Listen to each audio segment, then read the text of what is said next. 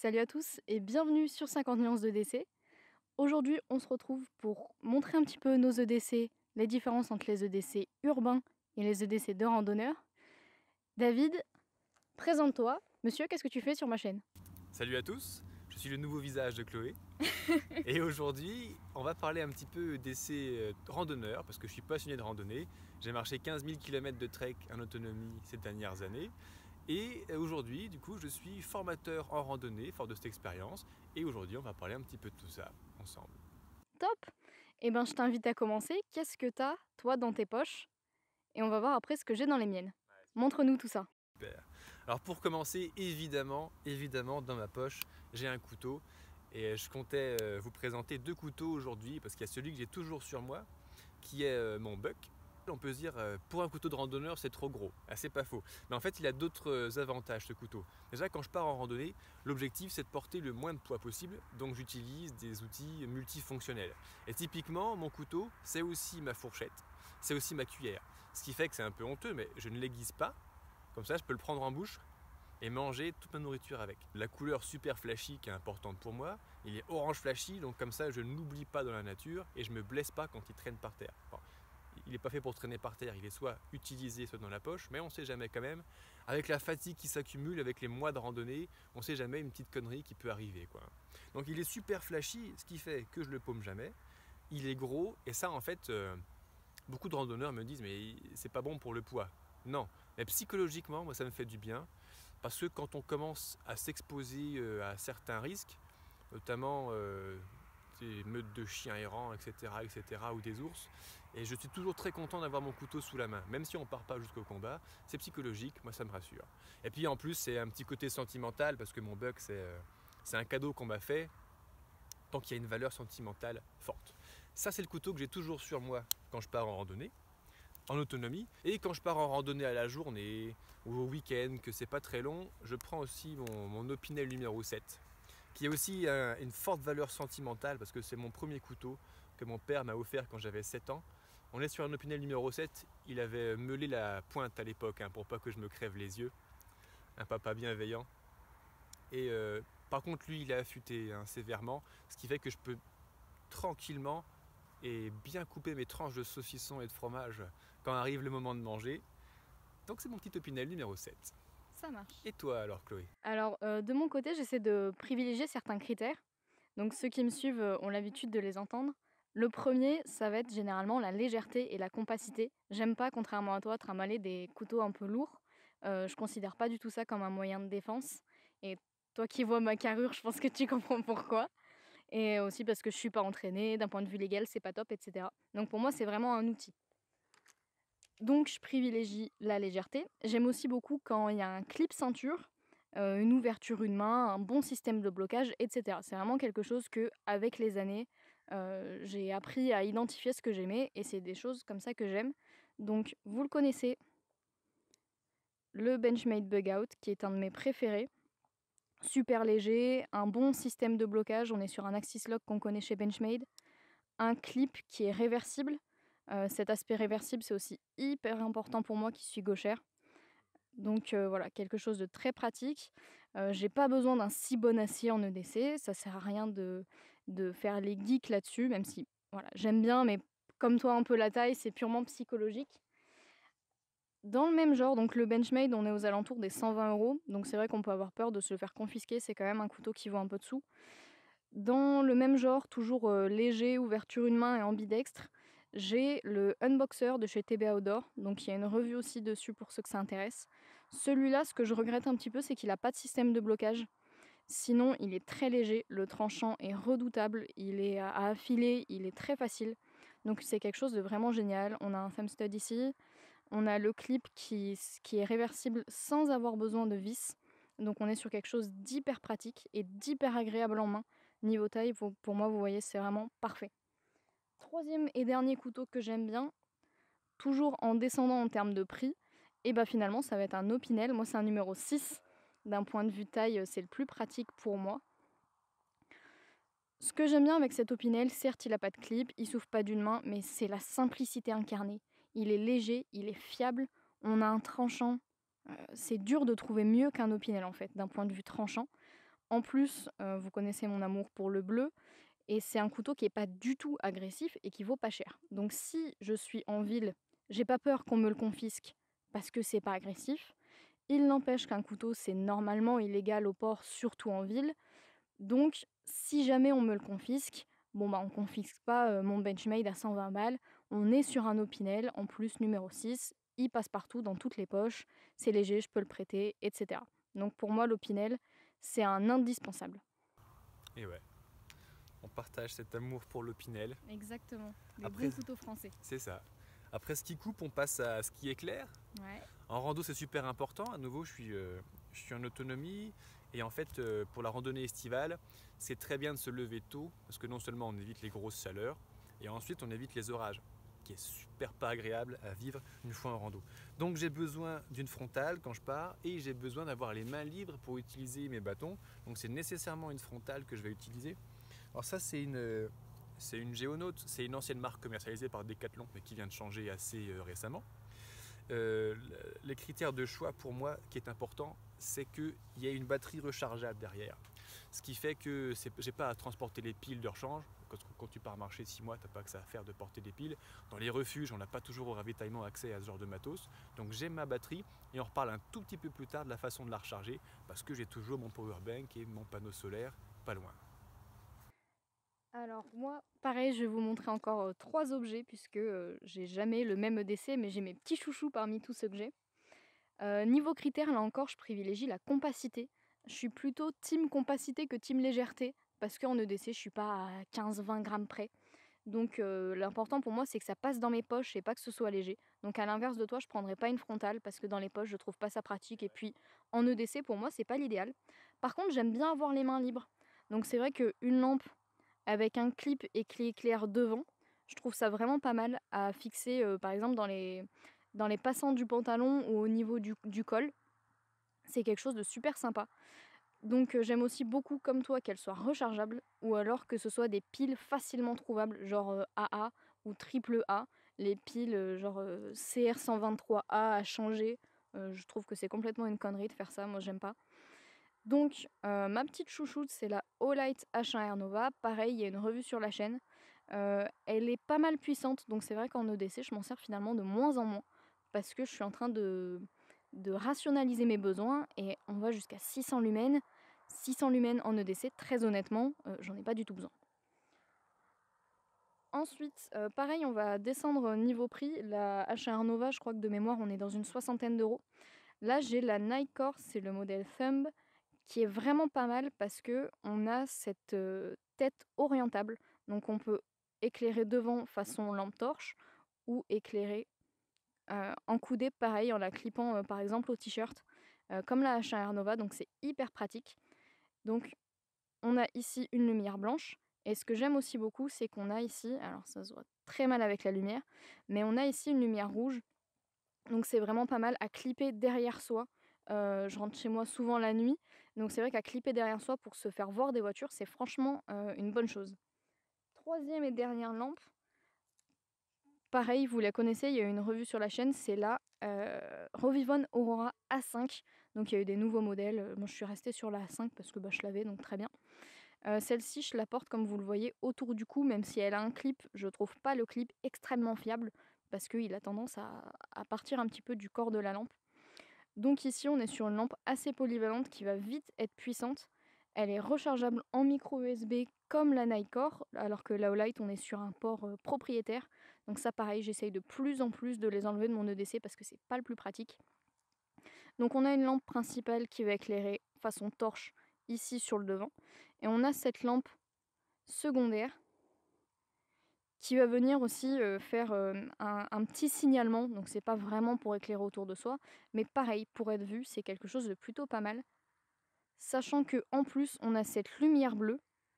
Alors en soi, ça sert à rien, mais ça vient surtout recharger le corps de la lampe qui est phosphorescent. Du coup, pour la retrouver le soir à côté du lit ou quoi, c'est franchement quelque chose que j'apprécie pas mal. Tu me fais penser à quelque chose sur la lampe, évidemment, en termes de lumens, elle monte à 120 lumens, hein, celle que j'utilise, ce qui est suffisant pour la pratique de la rando. Et ce qui est très important, effectivement, c'est d'avoir une capacité forte pour pouvoir continuer à s'orienter sur les chemins, même en cas de brouillard, de nuit, de pluie, etc. Et une capacité plus faible pour pas, quand typiquement on est dans une aire de bivouac au refuge, il y a des tentes partout, pour pas flasher la tête de nos voisins et les laisser dormir tranquillement s'ils se lèvent un petit peu plus tard que nous. Une faible capacité lumineuse, le mieux serait même clairement une lumière rouge. En plus, ça ne blesse pas tes yeux, donc tu es complètement accoutumé à la noirceur quand tu sors de la tente. On parle, j'ai commencé à avoir soif, on parle un petit peu d'eau. Vas-y. L'eau en autonomie, c'est super important. En fait, c'est la priorité numéro 1, boire, manger, dormir. Il faut que je puisse, partout où je sois, en milieu naturel, pouvoir boire. Donc pour ce faire, il y a plusieurs techniques de purification de l'eau. Celle que j'utilise le plus maintenant, c'est la purification mécanique avec mon filtre, le Mini Sawyer Care Plus, qui est un filtre qui a fait une révolution quand il est arrivé sur le marché, parce qu'il a une autonomie de 375 000 litres d'eau. On ne boit même pas ça dans une vie, donc c'est énorme. L'intérêt, c'est qu'on n'a pas besoin de changer le filtre. Là où d'autres types de filtres mécaniques à charbon, etc., on doit le changer une fois de temps en temps. Donc il a une autonomie de folie, il est tout petit, il pèse une soixantaine de grammes. Et en fait, pour avoir une telle autonomie, c'est un système de filtration à nanotube, il est fourni, il est livré avec une seringue. C'est-à-dire que quand j'arrive au bord d'un ruisseau, donc je mets mon eau dans une poche que je viens visser sur mon Sawyer. On peut très bien y adapter aussi d'ailleurs directement une paille pour boire à 4 pattes si ça nous amuse, ou une bouteille de coca ou une bouteille standardisée. Je filtre, je remplis mon camelback avec mon eau purifiée et après filtration, je reprends de l'eau purifiée, juste les quelques centilitres nécessaires à une seringue, et en injectant en fait l'eau dans le sens inverse de la purification, on envoie de l'eau purifiée nettoyer les tuyaux, du coup toutes les impuretés, les bactéries, les virus et tous les éléments pathogènes repartent. Et en faisant ce process, en le respectant, on a cette autonomie de folie de près de 400 000 litres d'eau à boire. J'ai bu presque 1 an dans la nature avec lui, je me porte bien, c'est vraiment en termes de filtre mécanique celui que je recommande le plus. Au début, quand j'ai commencé la randonnée, j'utilisais aussi de la purification chimique, les pastilles micro-pures typiquement. C'est très bien à court terme, mais à partir de quelques semaines, en fait, c'est tellement puissant, c'est une dose de chlore tellement puissante, c'est fait pour détruire les virus, les bactéries, etc. Sauf que ça va détruire à terme notre propre flore intestinale. Donc je préfère aujourd'hui clairement la filtration mécanique avec mon Sawyer. Mon eau, elle est dans mon camelback que je porte en ventral pour équilibrer le poids de mon sac avant-arrière, et je prends une contenance d'1,5 litre. Ça me suffit en zone tempérée, en zone montagnarde. Quand je commence à partir des endroits plus chauds, typiquement semi-désertiques comme le Portugal du Sud, l'Espagne du Sud, là je porte plus d'eau et je monte à 2, 3, 4 litres en fonction des points de ravitaillement où ils sont. Tu rajoutes des bouteilles ou tu prends un camel plus gros? Alors, je rajoute des bouteilles dans le sac. Okay. Ouais. Et ben du coup de mon côté, moi je suis sur les bouteilles parce que camel en urbain, pour moi ça n'a pas trop d'intérêt, donc j'utilise pas de système de filtration parce que comme ma gourde est vide, bah, je vais au robinet, je la remplis, c'est quand même vachement plus simple. C'est ça, et puis en plus on a la chance d'être en Europe, d'avoir une eau clean au robinet, donc profitons-en. Je suis sur une Clean Cantine qui a une contenance de 800 millilitres. Pourquoi j'aime bien cette gourde? Eh ben parce qu'elle est hyper solide. C'est vrai que passé un temps, j'étais sur des bouteilles plastiques du commerce classique. Et il y a toujours un moment où elle venait s'écraser dans mon sac. Sauf que la moitié du temps dans mon sac, il y a mon ordinateur au fond. Je peux pas me permettre d'avoir ma bouteille qui risque de s'éclater juste à côté de mon ordinateur, vous comprenez bien pourquoi. Donc ce modèle-là, je l'aime bien déjà pour la contenance. 800 millilitres, pour moi c'est parfait. On n'a pas le poids de 1 litre d'eau et la place aussi que ça prend. Dans mon sac, j'ai une poche pour mettre les gourdes. Si elle était plus large, ça passerait pas. Là, je peux l'enfiler, il n'y a aucun souci. On est aussi sur un bouchon qu'ils appellent un bouchon type sport. Alors c'est vrai que niveau hygiène, ça traîne un peu partout, on peut se demander un peu ce qu'il en est. Bon, très honnêtement, je préfère pas y penser, c'est peut-être un peu lâche de ma part. Mais je trouve ça tellement plus pratique que de visser et dévisser un bouchon qui risque de tomber, on ne sait trop où. Donc personnellement, je suis là-dessus, surtout que la bouteille, vraiment, elle dépasse du sac. Donc ça traîne pas trop partout, normalement, ça touche pas beaucoup de surface. Ce que j'aime bien aussi, c'est cette espèce d'anneau. On peut mettre facilement un mousqueton pour l'accrocher quelque part. Alors je vous l'accorde, c'est pas le plus confortable à transporter. Par contre, eh ben, pour l'accrocher juste au sac, quand pendant 2 minutes on a besoin de poser la bouteille et qu'on ne veut pas rouvrir le sac, etc. à chaque fois, c'est franchement pas mal. Donc on a un goulot qui est plus large qu'une bouteille classique, mais moins large que les Nalgene qu'on connaît généralement. Pour moi, c'est un super compromis. L'aluminium, c'est quelque chose qui est hygiénique. Mais voilà, moi je suis sur cette bouteille-là, qui pour moi est un très bon compromis entre toutes les autres bouteilles que j'ai essayées. Et franchement, j'en ai essayé pas mal, des bouteilles souples, des Nalgene, des bouteilles du commerce. Ensuite, qu'as-tu dans tes poches? On va parler de téléphone. En termes de téléphone, j'ai mon iPhone SE. Alors à l'époque, c'était l'iPhone 5 ou 6 parce que je l'ai gagné en cadeau en 2017.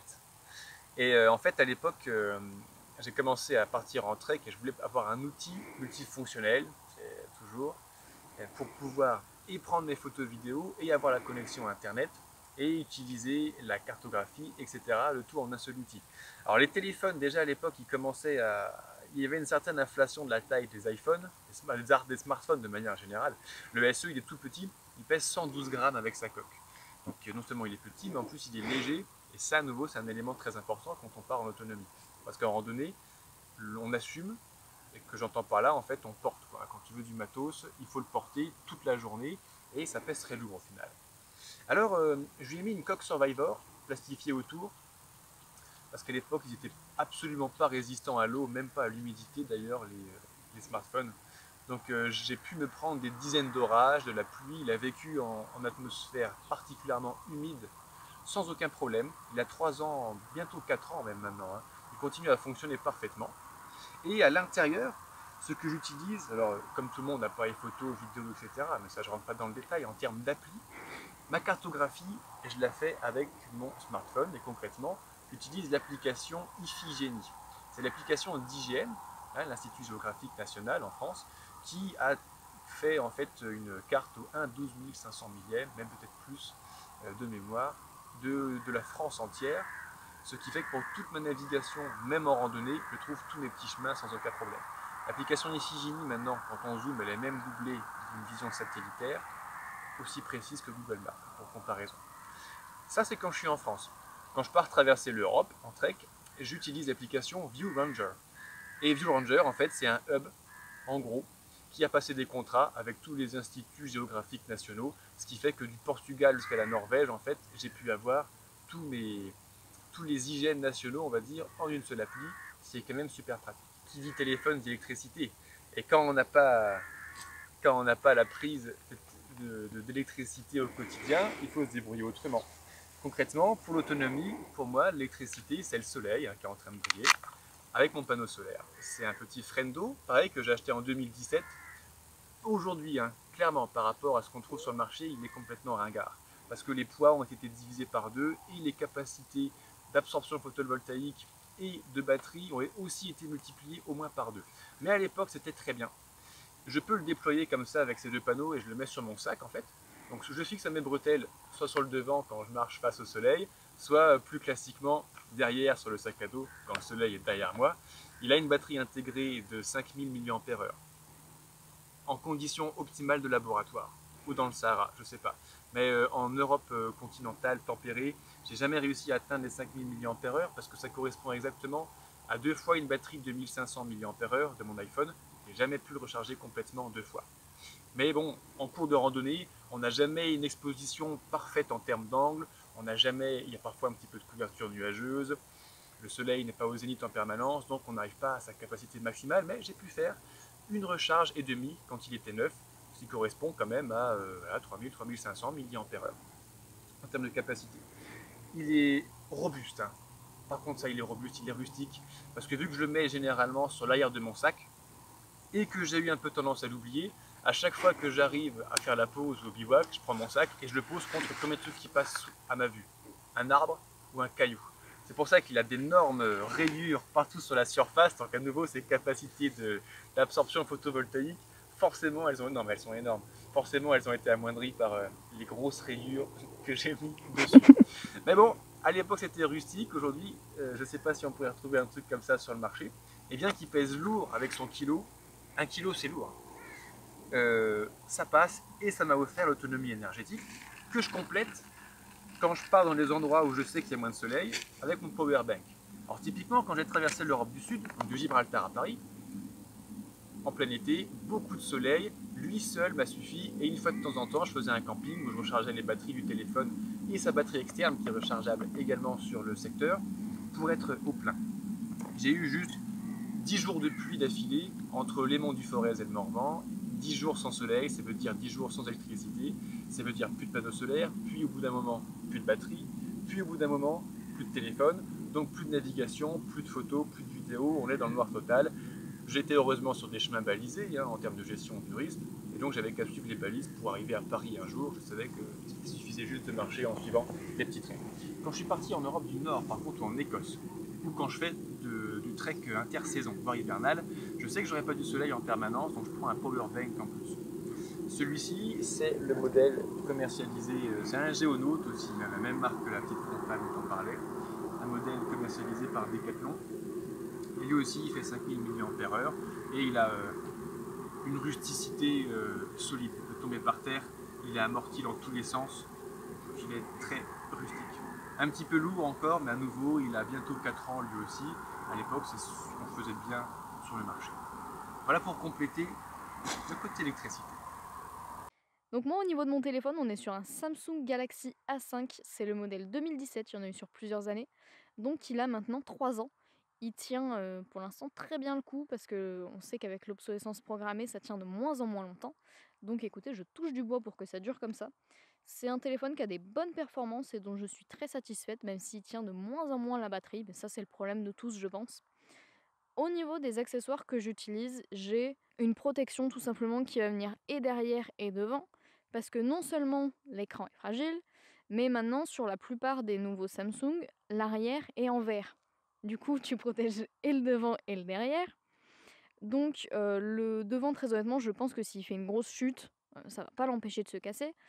Par contre, ça empêche l'écran de se rayer et c'est déjà ça et on sait tous que c'est chiant et que ça coûte cher de changer un écran de téléphone. Donc le plus je peux le protéger, mieux ça m'arrange. Avant, j'étais sur une pochette à clapet que je trouvais géniale, très pratique. Pareil pour protéger mon écran. Le problème, c'est que avec les pochettes à clapet, on sait très bien que les téléphones, ils tombent généralement quand on s'en utilise, donc quand le clapet est ouvert. Donc forcément, l'écran est plus protégé. Donc au final, c'est un peu contre-productif. Ce que j'aimais bien avec cette pochette, c'est que je pouvais mettre mes cartes dans le rabat. Sauf que un jour, je rentre chez moi et je n'avais plus ma carte bancaire qui était tombée dans le bus. Donc depuis, je mets ma carte dans un portefeuille parce que c'est fait pour. Donc voilà, ne mettez pas vos cartes dans les pochettes à clapet. Ça tient 6 mois et après vous la perdez. Ne faites pas ça. Accessoire toujours, j'aime bien avoir ça. C'est une pochette étanche pour le protéger de la pluie. Parce que je suis pas mal à pied quand même, même si je suis plutôt en ville. Je bouge beaucoup, j'ai pas de voiture, du coup les transports en commun, je marche entre les arrêts, etc. Ça m'arrive de me prendre des grosses averses. Et franchement, j'ai pas envie de bousiller mon téléphone. Donc ça pèse pas trop lourd, surtout en EDC, quand on a un sac à dos, ça passe très bien. Donc une pochette étanche, pour moi, c'est devenu un indispensable. Je m'en suis servi cet été pour prendre des photos sous l'eau à la mer et je vous assure qu'elle est vraiment étanche. Ça le protège également du sable et de la poussière. Donc quand on est dans un endroit un peu sale ou quoi, par exemple quand je bricole, il y a de la sueur, j'ai pas envie de mettre de la poussière dans les pores de mon téléphone. Donc une petite pochette étanche. Au niveau de la batterie, moi j'ai pas tant de soucis que David puisque le soir je rentre chez moi, je recharge mon téléphone. J'ai longtemps pris une batterie externe de 10 000 mAh, donc qui recharge peut-être quelque chose comme 4 fois mon téléphone, 3-4 fois mon téléphone, donc vraiment énorme. Donc elle était très bien, mais c'est beaucoup trop gros, j'en ai pas besoin de temps. Donc ce que je fais en ce moment, j'ai acheté cette toute petite batterie que je viens mettre sur mes clés. Donc c'est ça. On est sur un tiers de la batterie de mon téléphone. Donc finalement juste ce qu'il me faut pour rentrer chez moi le soir quand j'ai plus de batterie.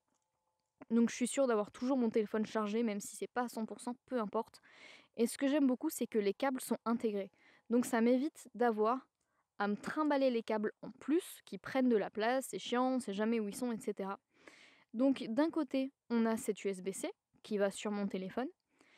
Et de l'autre côté, on a ce port qui est un port à la fois Lightning et un port micro USB. Donc je peux recharger avec Bon, soit un iPhone, en l'occurrence, c'est pas ce qui m'intéresse.